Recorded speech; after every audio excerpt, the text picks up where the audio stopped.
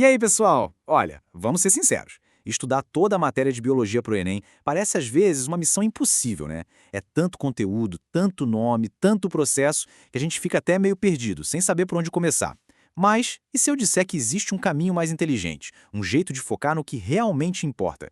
É exatamente isso que a gente vai fazer agora. Decifrar esse mapa juntos. A grande pergunta, aquela que vale ouro, é essa. Com um universo de coisas para estudar, o que é que de fato cai na prova? Onde a gente deveria colocar nossa energia? A boa notícia é que sim, existe uma resposta para isso. E não é achismo, é baseado em dados. Dá para saber exatamente quais são os temas queridinhos do Enem e, com isso, otimizar completamente os estudos. Pois é, o Enem não é uma caixa de surpresas. A prova tem sim um padrão bem claro. Se a gente olhar com atenção para os exames dos últimos anos, dá para traçar um verdadeiro raio-x. E é isso que transforma aquela sensação de sobrecarga de conteúdo em uma vantagem estratégica gigantesca.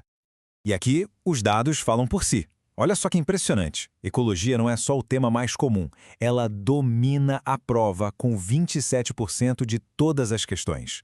Isso mesmo, mais de um quarto da prova de biologia é sobre ecologia. Logo atrás, para completar o pódio dos assuntos mais cobrados, a gente tem fisiologia humana, botânica e citologia. O recado está bem claro, né?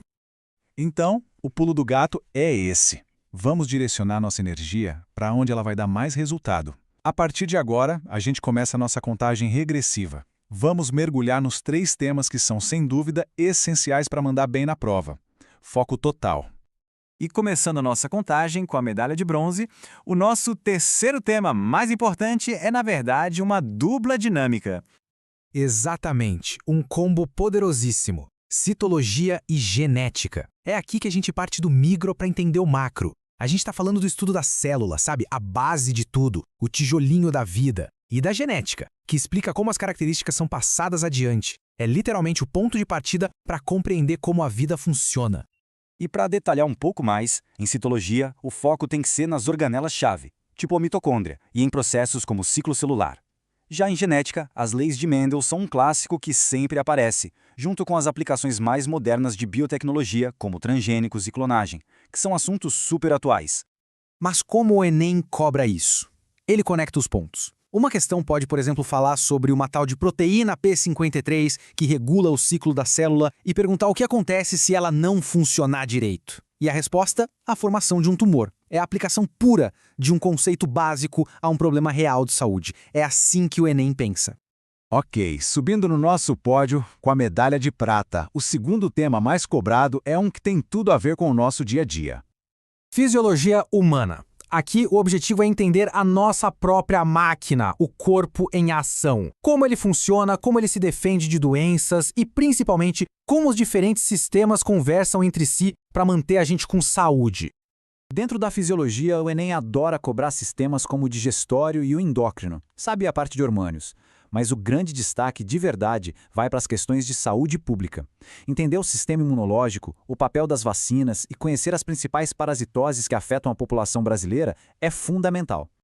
E olha só a lógica da prova em ação de novo. Uma questão pode apresentar um produto que veio de uma planta e combate insetos. E aí pergunta qual doença ele ajuda a controlar. A resposta, leishmaniose. Conecta tudo. Saúde, o funcionamento do nosso corpo e o meio ambiente. É essa visão integrada que a prova busca. E agora, o momento mais esperado. O campeão indiscutível. O tema que está no topo do pódio, o mais importante de todos, sem nenhuma dúvida, é... Ecologia, a rainha absoluta do Enem, com aqueles impressionantes 27% das questões. Gente, dominar a ecologia não é só uma opção, é uma necessidade. É a chave para garantir um bom desempenho na prova de ciências da natureza. A gente sabe que ecologia é um tema gigante. Então a estratégia é focar nos pontos quentes. E quais são eles? Impactos ambientais, como poluição, agrotóxicos, aquecimento global, os grandes ciclos da natureza, como o do nitrogênio e do carbono, e, claro, as interações entre os seres vivos, como cadeias alimentares e relações ecológicas. Vamos pegar um exemplo clássico do Enem. Uma questão sobre corredores ecológicos, aquelas faixas de mata que conectam fragmentos de floresta. A prova não vai perguntar só o que é um corredor, ela vai querer saber por que ele funciona. E a resposta está no princípio biológico por trás da solução, porque ele permite o fluxo gênico, que é vital para manter a biodiversidade. E tudo isso que a gente viu nos leva a um ponto super importante. A gente precisa entender a lógica por trás da prova. Não é só sobre saber o quê, mas principalmente entender como esse conhecimento de biologia é usado na prática. A prova do Enem definitivamente não é uma batalha de decoreba, de memorizar um monte de fatos isolados. Não mesmo. É uma prova de contexto. Ela quer ver a capacidade de aplicar os conceitos para resolver problemas do mundo real, para analisar dados, para entender o nosso papel e nosso impacto no planeta. Como um especialista bem resumiu, é natural que, em uma prova como o Enem, que está sempre falando sobre as possíveis soluções para problemas sociais, apareçam questões sobre saúde pública. Ou seja, a biologia no Enem é uma ferramenta para exercer a cidadania. Ok, com esse mapa todo em mãos, com essa clareza sobre o que é mais importante, como a gente monta o plano de ataque perfeito? Como é que a gente transforma toda essa análise em uma estratégia que leva à aprovação? O plano é bem direto, em 3 passos simples. Primeiro, priorize. A maior parte do tempo e da energia vai para o nosso top 3. Segundo, contextualize. Sempre pense em como aquele assunto se conecta com o nosso dia a dia, com a saúde, com o meio ambiente. E terceiro, e talvez o mais importante, pratique. Faça muitas, mas muitas questões antigas, até que essa lógica do Enem se torne algo natural. Bom, o caminho está traçado e os dados não mentem. Agora, a pergunta final é: tudo pronto para transformar essa informação em aprovação? A estratégia agora está nas suas mãos.